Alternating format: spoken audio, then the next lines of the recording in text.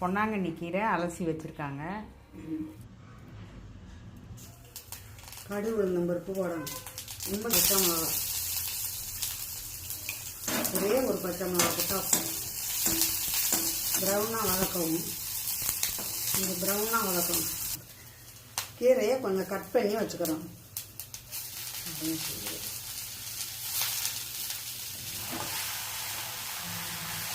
தண்ணி ஊற்றணும். தண்ணி ஊற்றி கொஞ்சம் உப்பு போடணும். தட்டு போட்டு மூடிடணும். மூடி அந்த தண்ணி இருக்கிற வரைக்கும் வேகணும். கலர் சூப்பராக இருக்கும் இந்த தண்ணியில்.